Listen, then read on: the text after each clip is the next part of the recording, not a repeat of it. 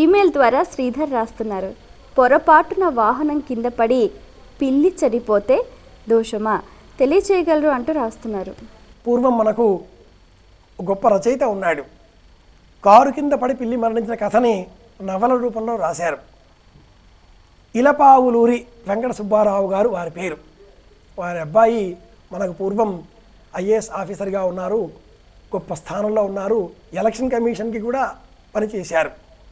ఇలపావులూరి వెంకట సుబ్బారావు గారనే ఆ మహానుభావుడు కారు కింద పడి పిల్లి మరణించింది అనే గొప్ప నవల రాశారు. హాస్యస్ఫోరకమైన నవల. పొరపాటున అన్నావు కదా నాయన, అన్నావా? పొరపాటుగా మరణిస్తే మనం ఏమిటి చేసేది?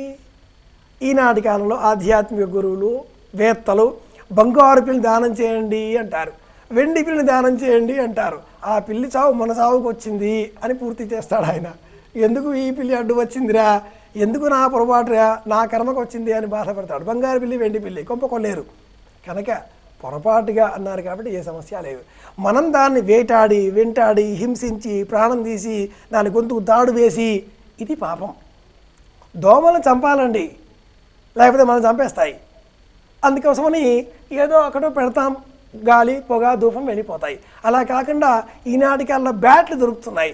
ఆ బ్యాట్ పుచ్చుకొని దోమ ఎక్కడ దొరుకుతుందో అక్కడ దాన్ని వెంటబడి వేటాడి తరమడం, లేదా చనిపోయిన దోమ ముతకరేయడం, నేలపైన కనిపిస్తే బ్యాట్ మీద వేసి పటపటామని శబ్దం చేస్తే వికటాట్టహాసం చేయడం రాక్షసం.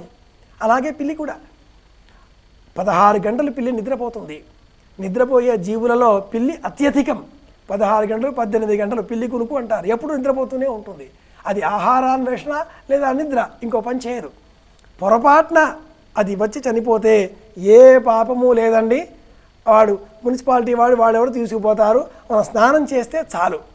అంత శరీరాన్ని దగ్గరగా చూసాం, ఆ వాసన భరించాం కనుక స్నానం చేసి శైవ ధర్మాన్ని అవలంబించేటటువంటి వారు భస్మం పెట్టుకుంటే చాలు.